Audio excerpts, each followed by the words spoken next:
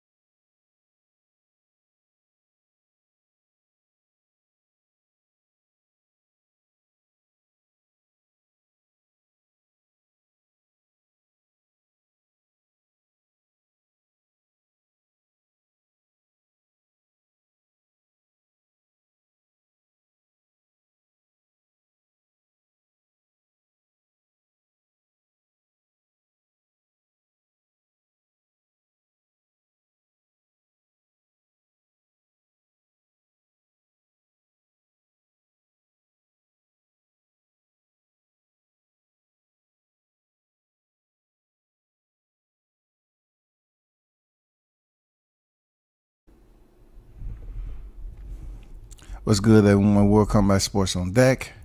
Salute to everybody that's in the building. Austin Trout just earned the 4th round stoppage of Diego the Nightmare Sanchez. Big salute to those that's in the building. This is BKFC 3. Let me see what they got to say.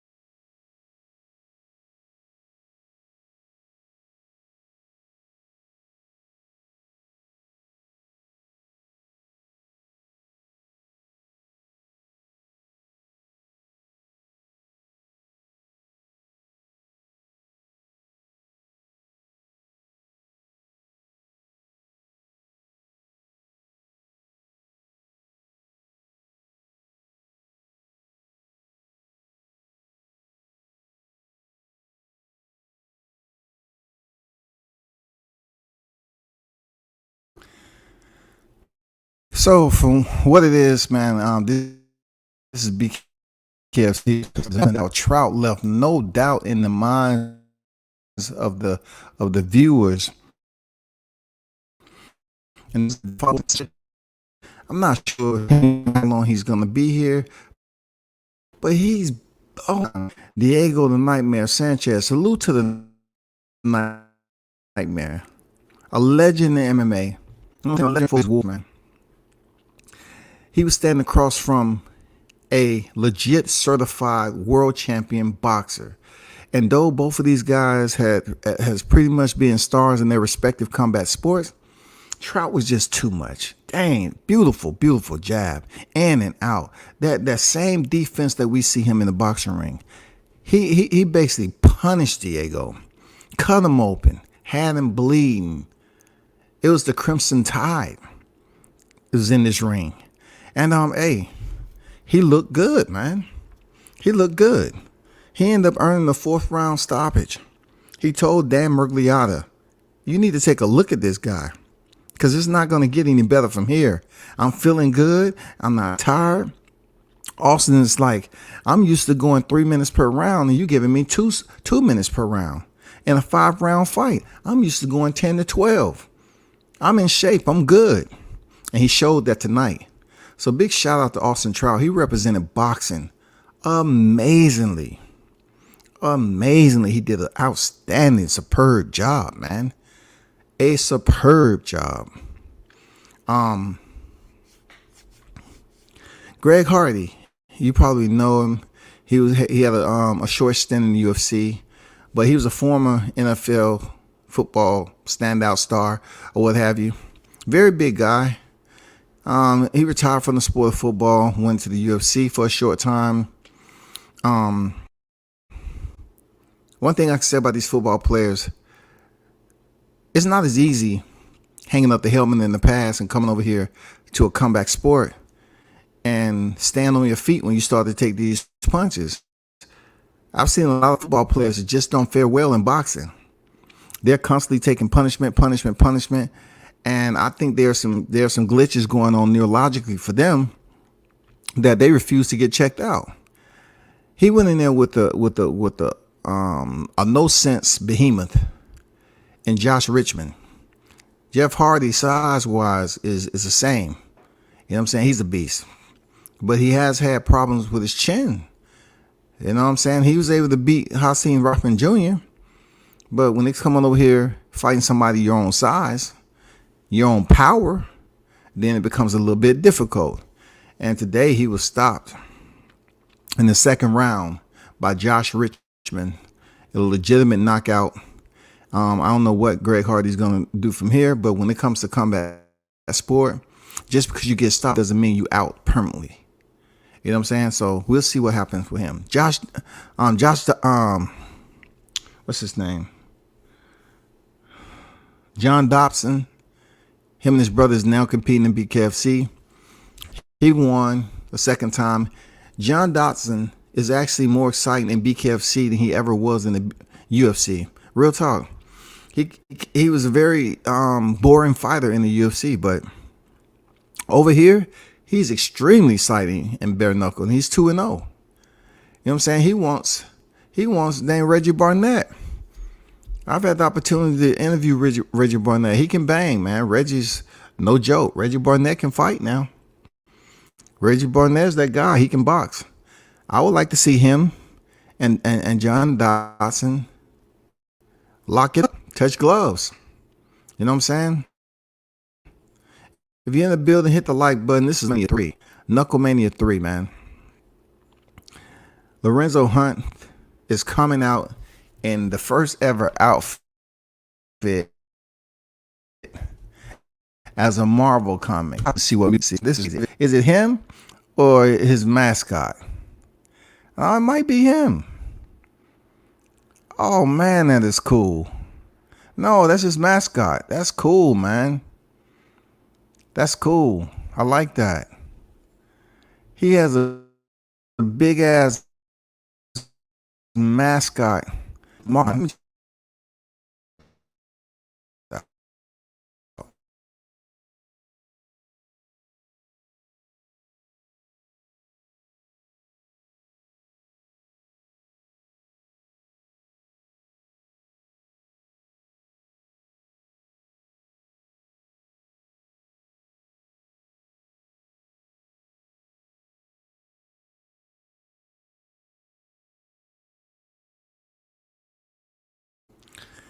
Okay, if you don't know Lorenzo Hunt, man,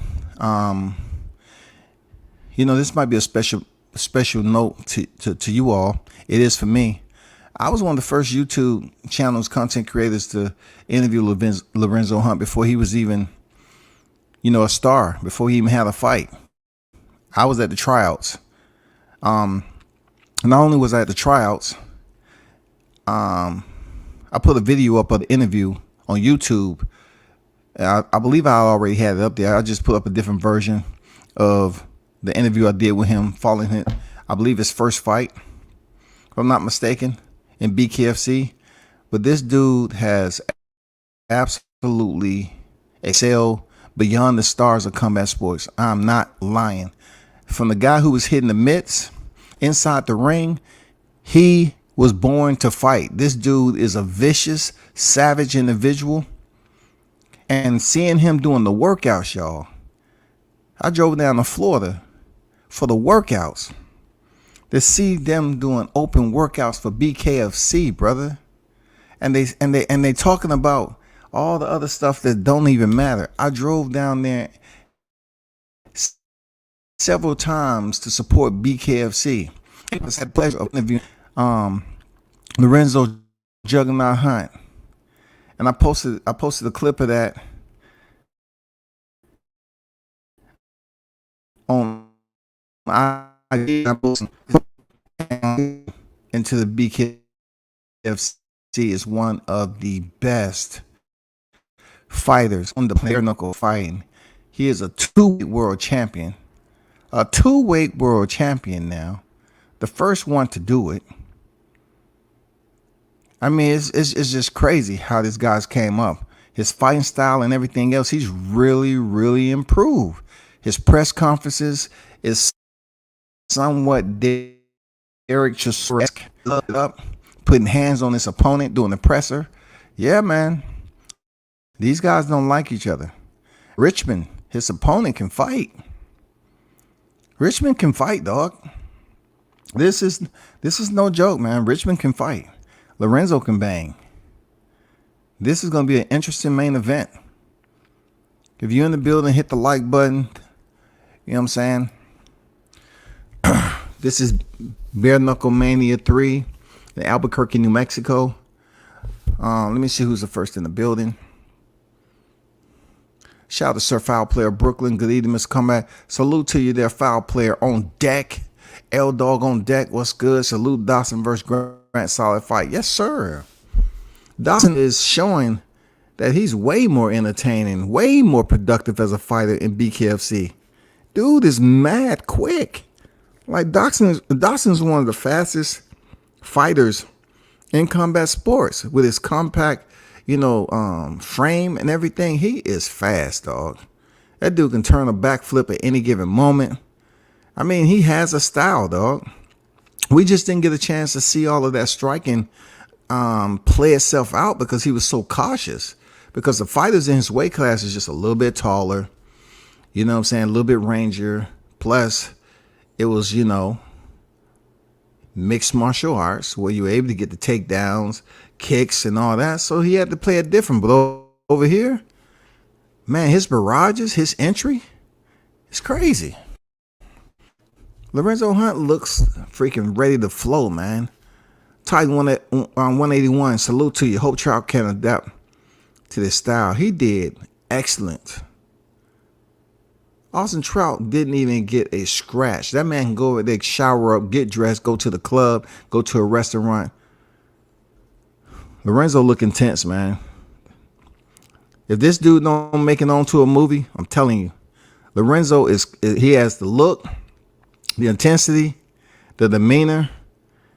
Man, he's a savage in that motherfucker, boy, before the fight. When they calling his name, this dude is an absolute savage. You look, you got to be able to contain that so you won't have a adrenaline dump. This dude is vicious, bro.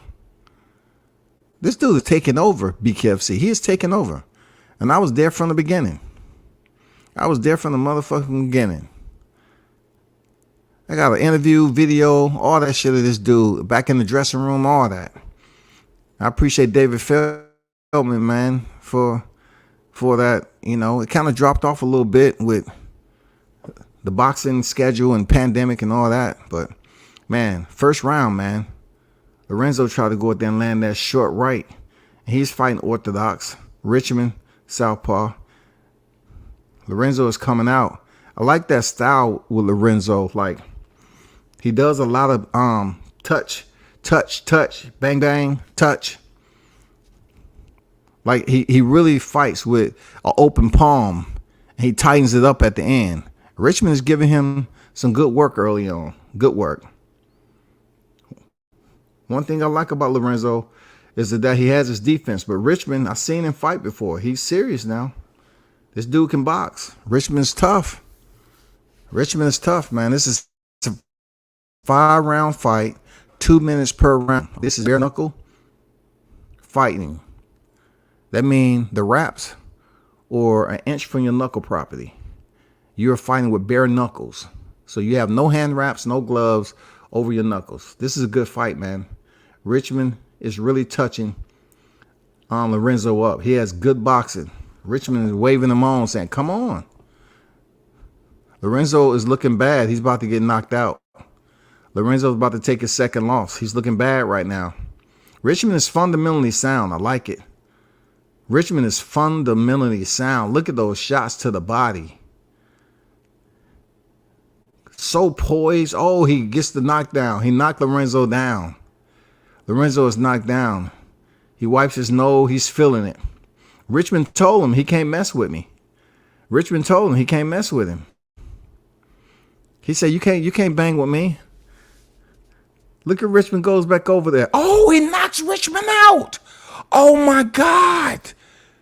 Lorenzo knocks Richman out, dude, after getting up from a knockdown. Richman walks over there all casually, about to get in his stand, and Lorenzo catches him with a right hand. Out. Done. Over. Oh, my God. One of the most epic knockouts of combat sports. One of the most epic knockouts. Richman was doing so good with Lorenzo, man. He was heating him up. He walks the referee resets him, call action, and Richman walks over to Lorenzo Hunt casually, like, oh, okay, I got you. And Lorenzo is explosive, man. He's explosive. He knocks this dude clean. I'm not talking about, he still hasn't got up. Dude doesn't know what planet he's residing on right now. Look, that right hand, I believe it was a right hand, was so fucking quick. He's going to hate himself tonight. He's trying to get out the ring. He's going to hate himself. He was doing well against Lorenzo. He was touching him up. He earned the knockdown. Lorenzo got up, made the count, and the dude casually walked over there with his hands barely, up to defend himself. And man, Lorenzo wiped him out. Credit card. So he knocks down Lorenzo with a solid left hand, right? Lorenzo is in a bad place. You know what I'm saying? Ref called the fight. Lorenzo with the right hand. Boom. Out. Good night. Set him up with the touch dab. Clack. On the chin, man. Beautiful right hand. He's sleeping, yo. He's sleeping. Richman was actually sleeping. He touched that man on the chin and slept him, had him snoring. Wow. That's some power, man. It was a tough fight for Lorenzo. He faced a knockdown. In BKFC, you can face a knockdown, but it's all about how you finish. It's all about how you finish. Let me see what they talk.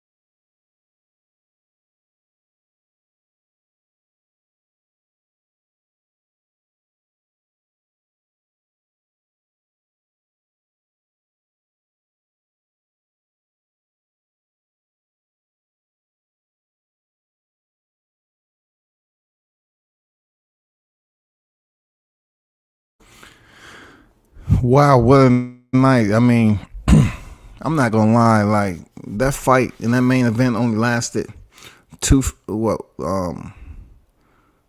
round. I'm like, that was more exciting than some of the boxing that I've seen. But damn, to see him get knocked down the way he did first, Lorenzo Hunt,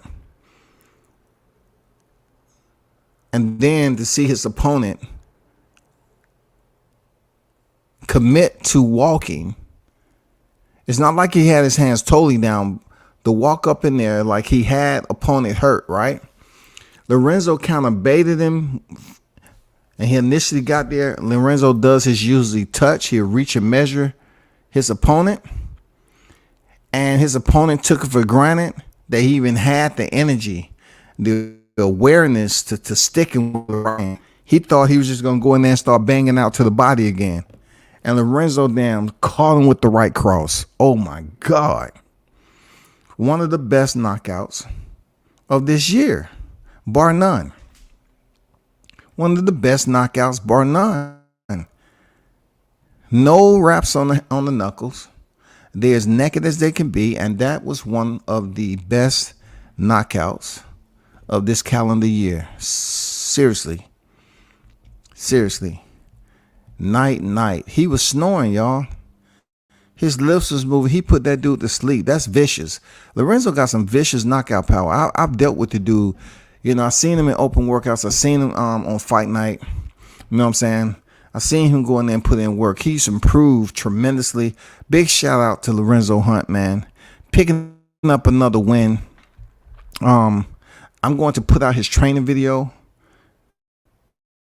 that I worked at workouts before he was even a member of the BKFC, before he was even a champion.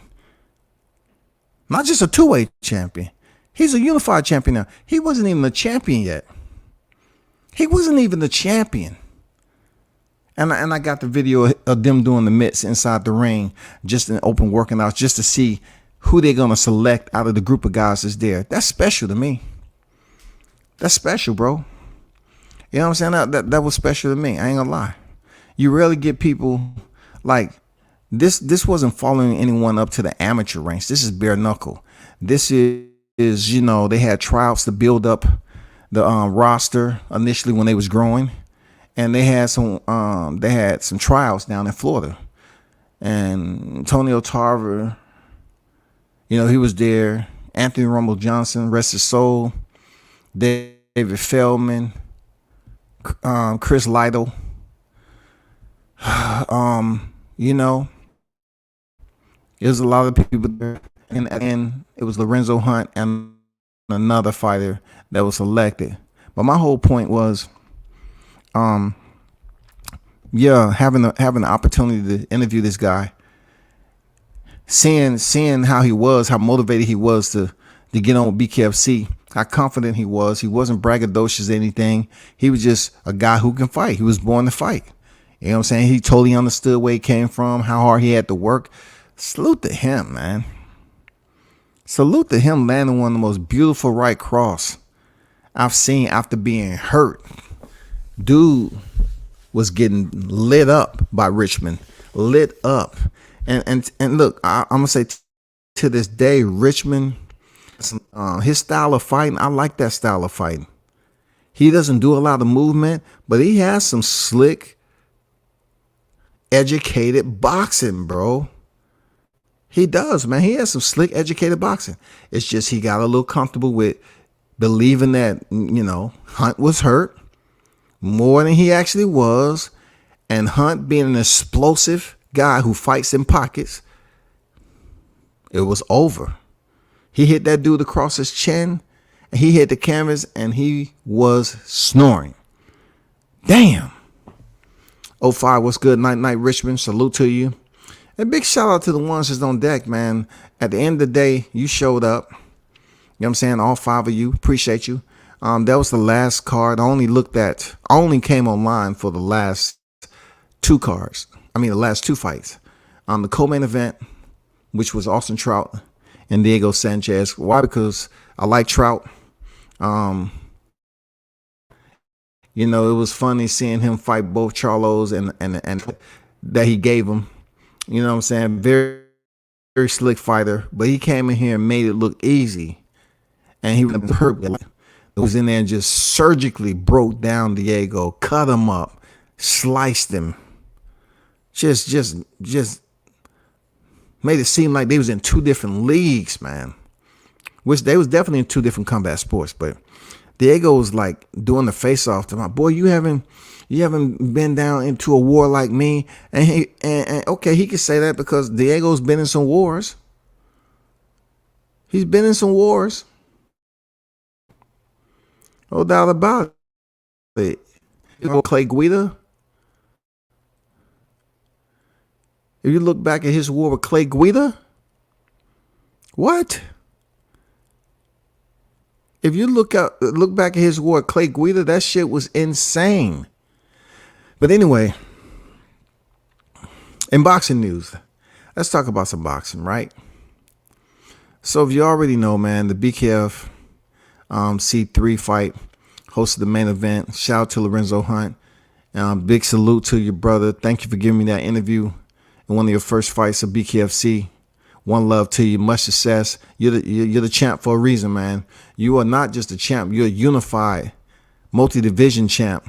That's why he want to go to the fight for the heavyweight title to become a 3-division champ.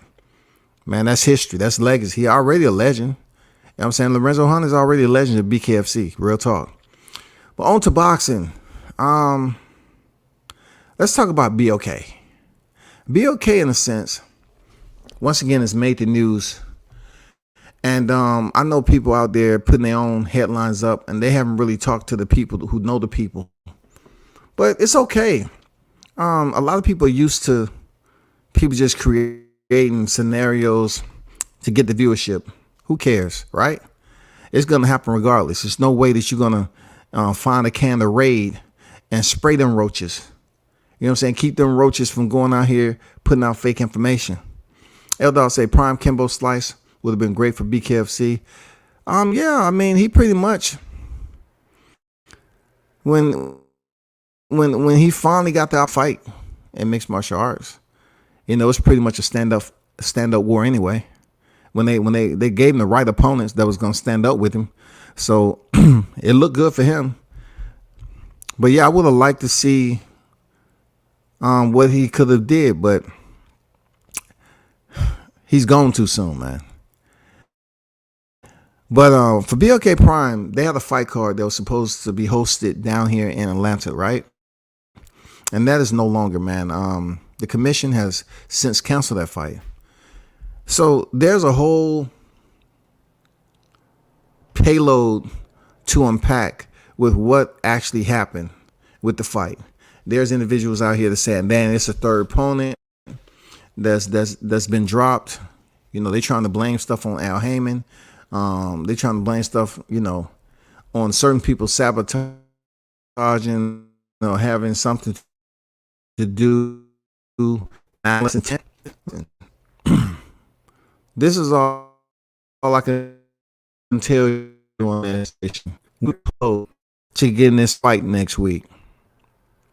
It was so much going into it. Like the talking about it, people was, you know, having pros talk about it. You know what I'm saying? For both fighters, for Broner and Williams Jr. That's just the way it was. You know how boxing fans are. They're fair weather, man. They're turncoats. Every experience, because you see them all the time on the YTC. But they was supposed to fight at a proposed weight of 147, which is welterweight. Adrian Broner had been posting pictures, him getting in shape, everything like that. You know, you were starting to see his six-pack and looked like he was getting in shape to make that weight. I already knew Williams Jr. would make the weight because, you know, it would be easy for him to drop down to 147. Now, this is where the intrigue comes into play with how it took a sudden turn for the worse. Supposedly, this week, there was a schedule. No, there was some dialogue being had internal to the team, and it was being discussed on whether Williams Jr. training was going as planned for him to be properly prepared for Adrian Broner. Now, I hear certain people mentioning this, which, you know, some people was talking about it, which they didn't talk to anybody. They was just going off hearsay. And others, you know, probably heard me early today on the boxing section explain the whole deal. I didn't get it from third hand. I got it from the hand. So pretty much there's some dialogue that was had. You know, my Williams Jr. went to MSG, didn't fare well, was knocked down several times and lost to John Bowser. Okay, that was his first loss. Then you have to look at the fact that Eubanks, who also is a Roy Jones Jr. Fighter, he just lost to Liam.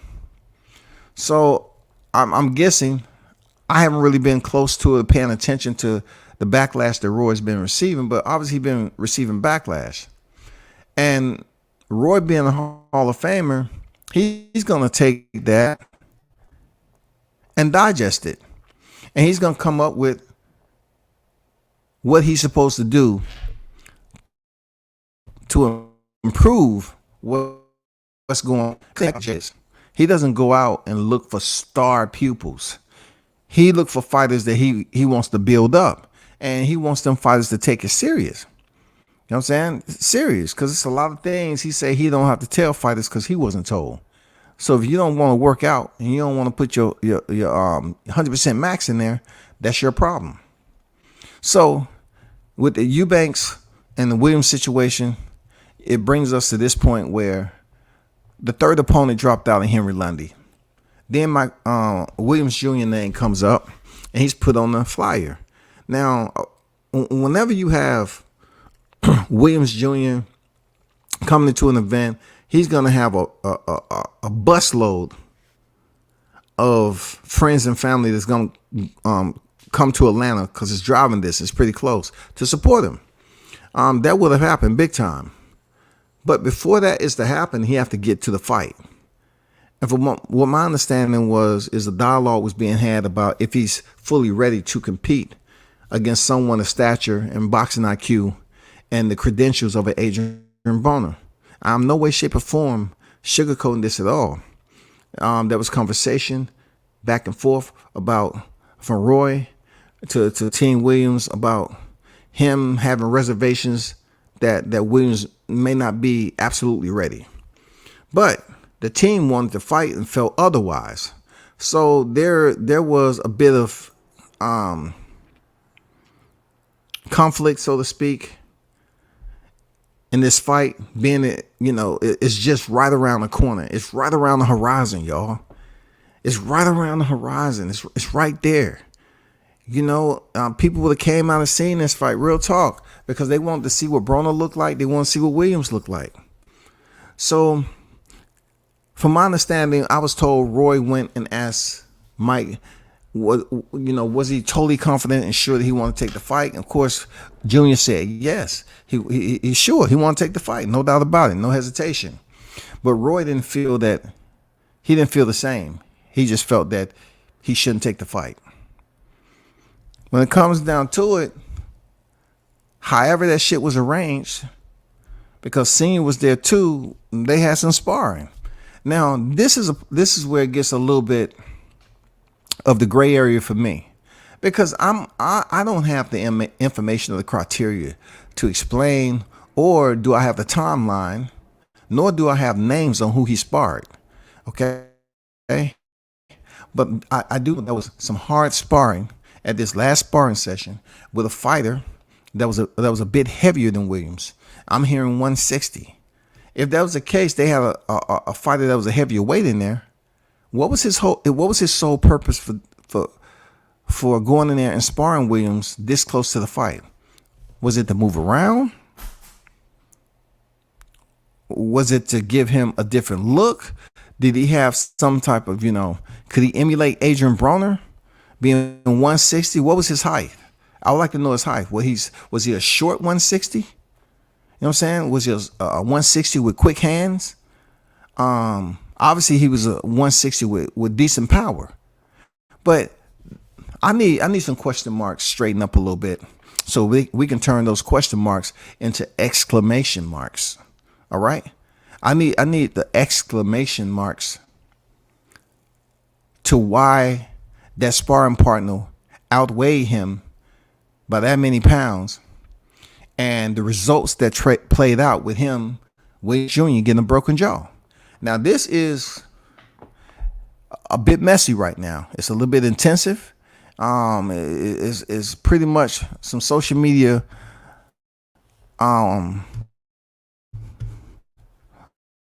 warlike being traded.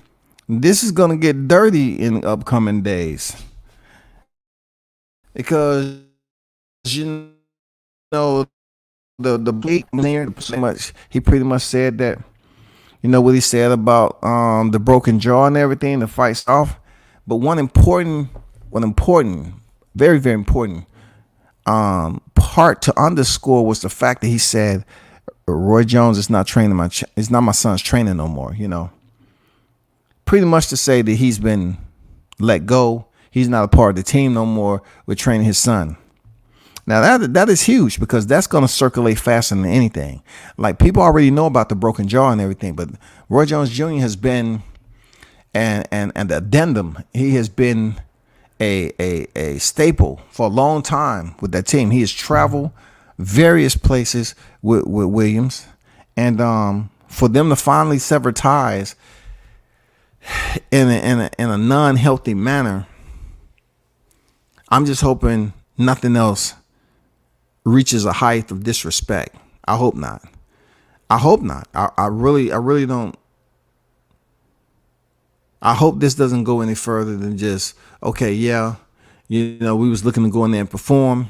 We were so close to having the biggest fight of our career. He gets a broken jaw from a sparring partner that was too heavy. And I don't know who he is. I hope it's not who I think it is. I really hope it's not who I think it is, because that's going to be crazy that they was even sparring together. But I hope it's somebody new. I hope it's someone that's not in his camp.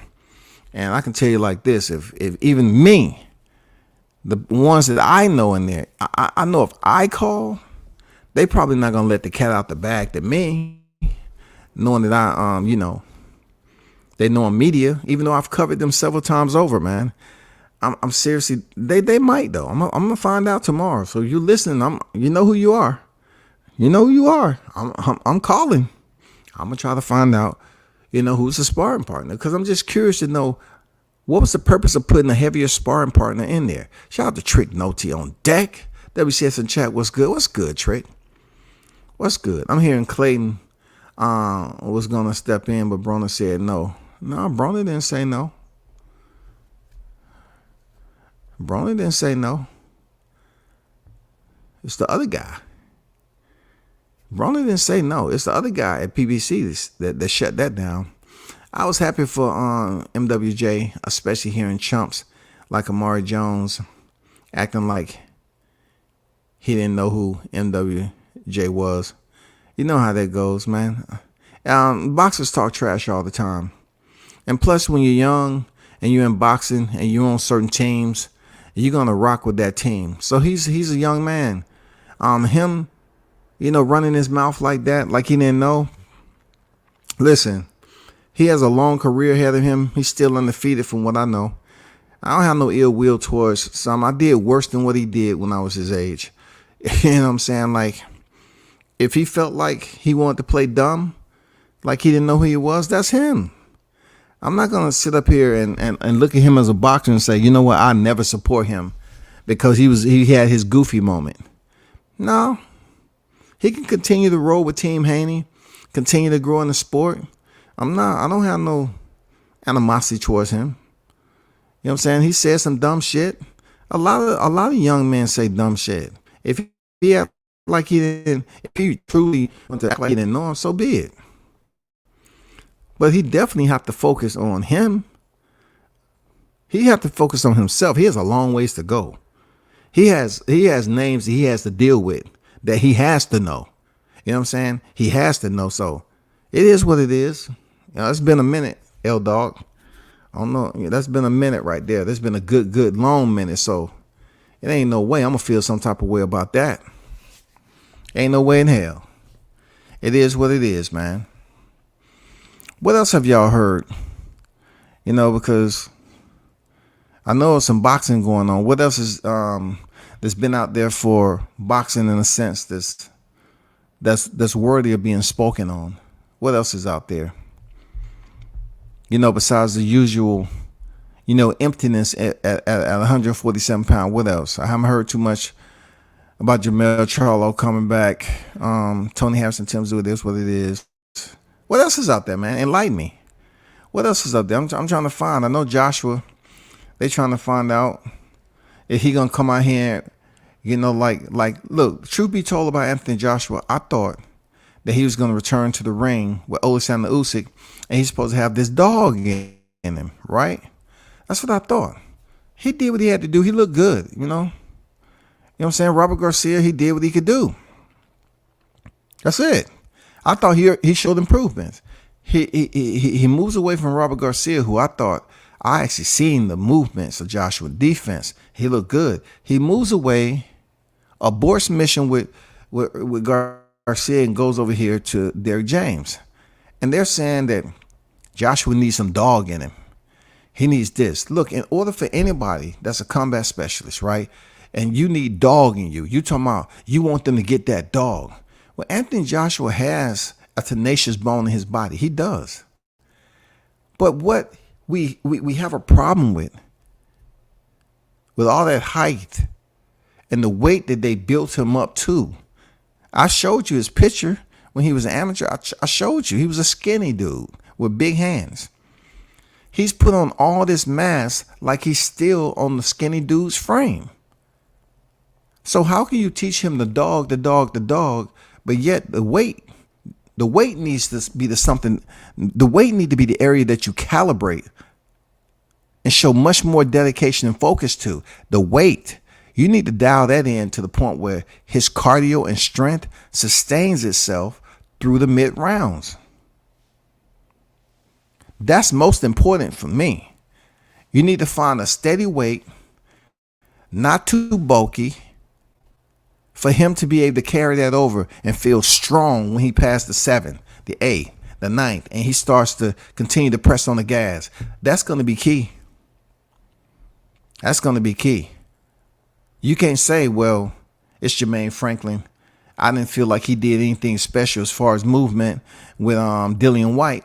He just stood there and, close quarters boxing, inside boxing, this, that, and the other. I hope not. Work on his movement, work on his fucking cardio, work on dropping some of that muscle and get him to a comfortable freaking weight that he still has his power, his size, his strength accordingly, and then see how that works out. And when I heard he was going to Derrick James and they was going to try to transform this man, I was like, bro, he didn't look that bad coming out of Robert Garcia's camp. He didn't look bad. He didn't. Respect. I just remember hearing it on that other channel a while back. Yeah. That's old little gems right there, man. That's history for real. I mean, that was old history right there. Real talk. I ain't gonna lie, that shit was old history. He looked slim versus Ruiz too. Moved well. His game plan for Ruiz too really didn't tap into his respiratory system. You know what I'm saying? It really didn't really challenge his respiratory. You know what I'm saying? His cardio packs. You know what I'm saying? Those lungs. It didn't challenge him. You know why they're a foul player? Because Ruiz came in there as if he just left a Snicker buffet. Dude was seriously overweight. You know what I'm saying? You can see the caramel nougat perspiring out his damn pores of his body. He wasn't in shape to go in there and do any damage to Joshua. He came in like he's been partying the whole time, going to Taco Tuesday, Wednesday, and Thursday. Man, it was just fucked up. So Anthony Joshua, at that fight, he didn't have to do much. Josh Taylor versus T.O., Regis versus Jack. Who you got? Well, right now, T.O.'s my guy. Josh Taylor's tough, man. Take none away from Josh Taylor. T.O.'s my guy. Period. You know what I'm saying? I got much respect for him and his family, especially having the opportunity to cover him, before he was champion. Once again, I always remember that. I like T.O., man. I like how he plays and manipulate the people. I love it. I love how he manipulates the people. You know what I'm saying? He's very much in control of his actions. Just like he waited for the camera to come around. Do I still have it? I just laugh, man, because I've seen him turn it on and off in person. I've seen it. You know what I'm saying? As far as Regis versus Jack, listen, Regis is tough, man. Regis is tough. Whoever gets in there with Regis Grias, they gonna have to go in there and box, man, because Regis is certified. He is tough. Regis is legit, official, period. It's gonna be a good fight between him and Jack. Real. It's gonna be a good fight. Do he have flaws? Of course. Most people do. But as far as him, having serious trouble with Jack, I don't see it, real talk. Josh Taylor has lost his momentum. No, we can't say he lost his momentum just yet, because we got to keep him live and in living color until he steps in there with T.O. Because, see, L-Dog, if you say he lost his momentum before he steps in there with T.O., the T.O. haters is going to screenshot your comment and say, see, T.O. is fighting a fighter who's lost his momentum. You can't really goddamn take this serious. T.O. is fighting another fighter that's a bum. You know how they do with T.O.? They don't care.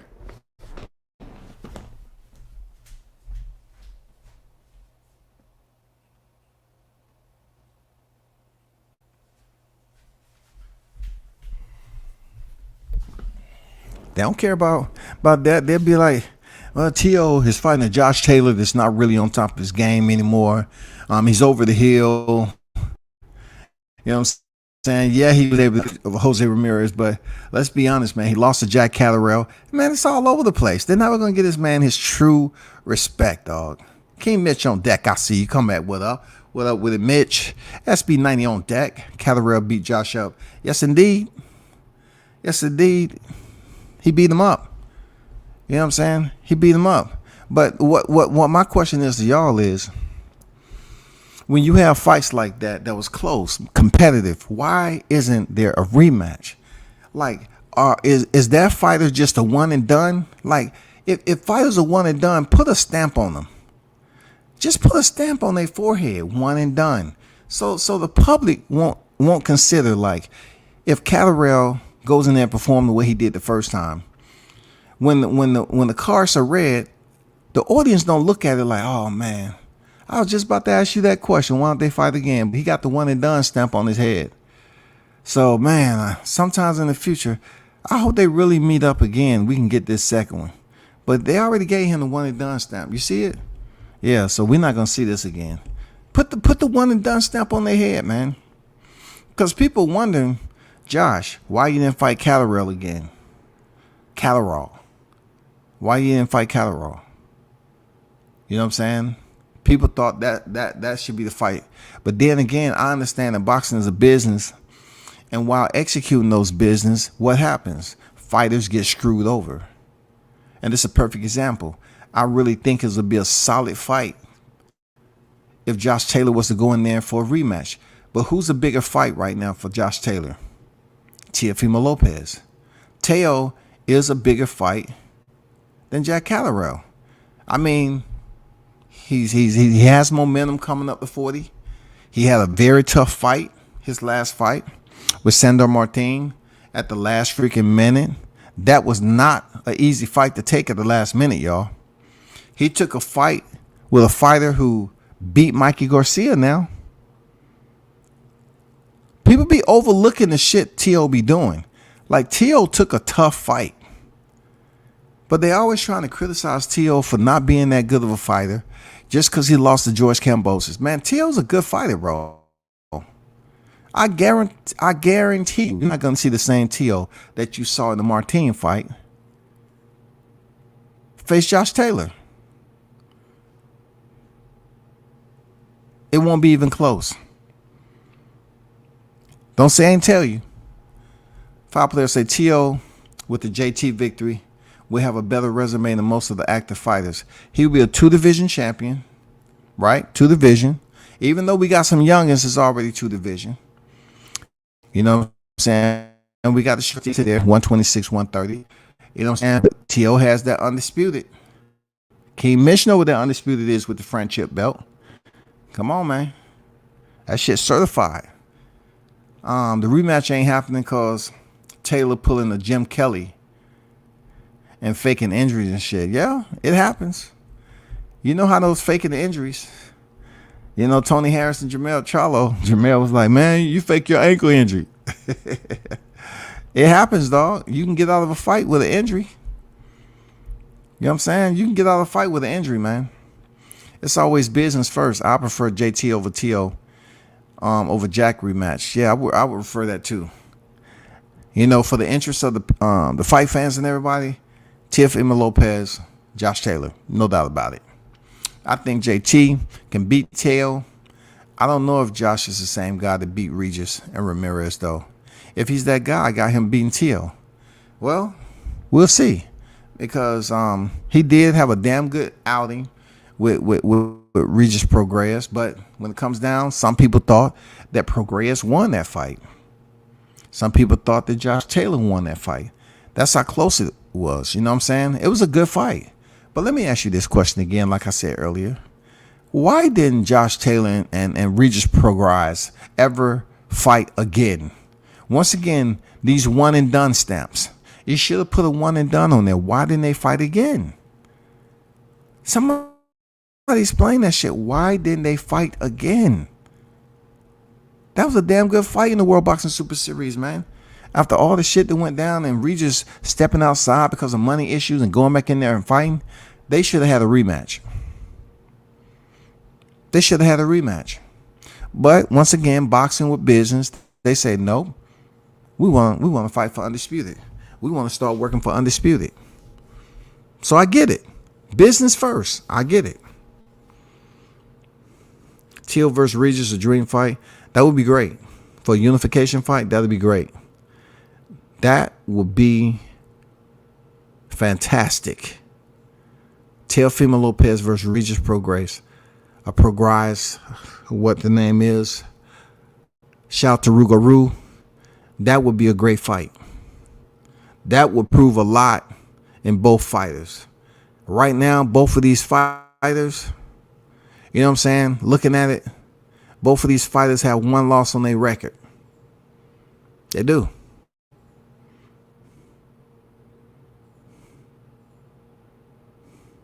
It'll be a good fight. At one point in time, Teofimo, if he beats Josh Taylor, he's going to have a belt. Regis is going to have a belt. We're going to have a whole nother unification. Then in between that, we're going to have Punch, right? Punch is going to be fighting for that vacant. I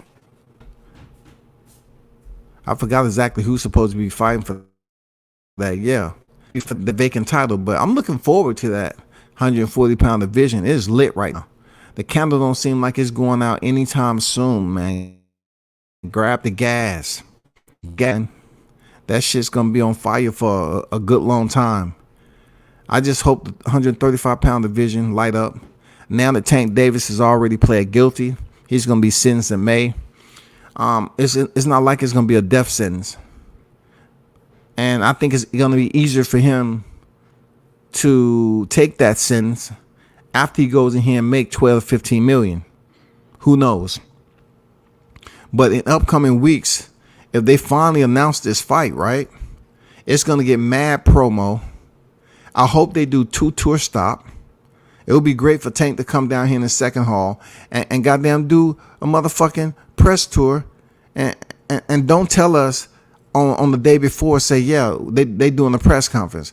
Don't do that with Ryan Garcia. Do a press conference, open it up to the public so we can really get some really get some energy towards this shit. We can do a burnout. You know, this is Tank's second home down here, man. Come down where you were supposed to fight last year in December. Come back down here, hold a freaking presser, open it to the public, make that shit huge, and then have one on the West Coast, man. I guarantee they'll support Tank. They will absolutely support Tank down here for a presser. It's always business first. I prefer Teal. I think I read that already.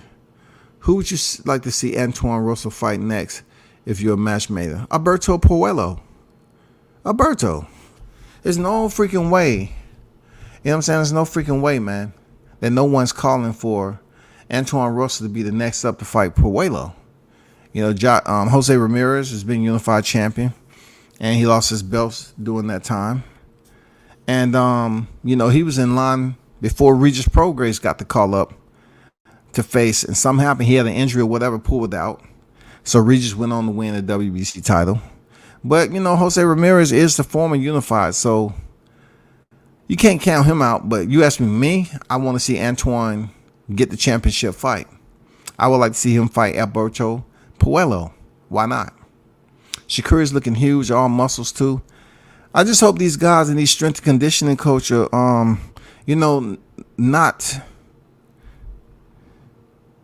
altering that package that they already had, that physical physique, that mechanical pitch package that goes well with their muscle structure. Too much muscle structure, and you got speed and you're a mover. That might tap into your cardio just a little bit more than you wanted to. But these guys get paid the big dollars to go up here and train these guys, man. You know what I'm saying? To put the strength in them, to build the right amount of muscle. Yeah, they get to pay for that shit. So salute to them, bro.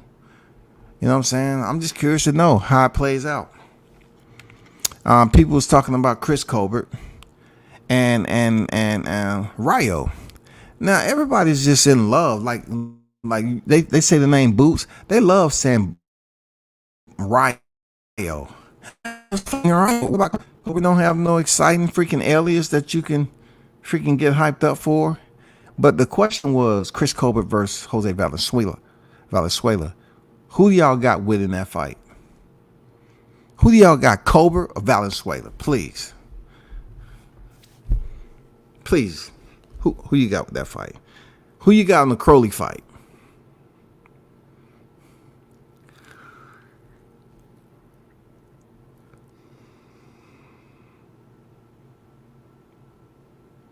Shakur is looking huge, going up in weight. He's already 135. I doubt he's going up to 140, and he has a fight scheduled at 135 right now against a Japanese fighter. So he's definitely gonna be fighting 135. And the fight I'm looking forward to. Shout out to Robisi. Shout out to the two-time Olympian Robisi Ramirez. Eltrin.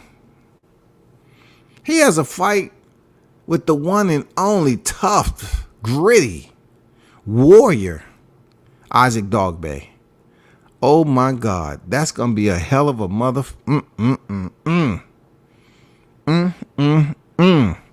That fight right there, that is the one to watch. God damn. Robisi going in there against Dogboe, that is going to be a fight. Robisi is that guy. Dogboe is that guy. Man, that's going to be a motherfucker right there. I ain't going to lie to you. But who y'all got winning? Colbert. Colbert facing Jose Valenzuela. Who do y'all have, man? The one that got stopped. You know what I'm saying? Both of these guys are coming out off losses where they was dropped. And who do y'all have, man? Crossroads fights for Rayo and Colbert. I got Colbert. Okay, we got one dropping. So you got Colbert. Interesting. I mean, Colbert say, people don't know. People just don't know. They jump to conclusions. But he's a much better fighter than what people saying. So I'm going to give him the benefit of the doubt that he's a much better fighter. Real talk. I'm going to give him the benefit of the doubt. Even though I think he's the most egotistic, arrogant, big mouth type of fighter you'll run into. You know what I'm saying? Extremely. I think both of these fighters are going to give a good account of themselves. That's all I can say. That's all I can say to that. That's all I can say to that right there. And man, y'all been cool, man. You already know what day it is tomorrow. It's Saturday. You know what I'm saying? Hopefully in a matter of 6 hours, make yourself some fine breakfast. Get the best homemade swine, that pork, and put that shit on the grill. Put the lid on. Make sure you get all the grease. Again, grab a paper towel and soak that shit up. Get all that damn oil, cause motherfucking cholesterol levels are bad now.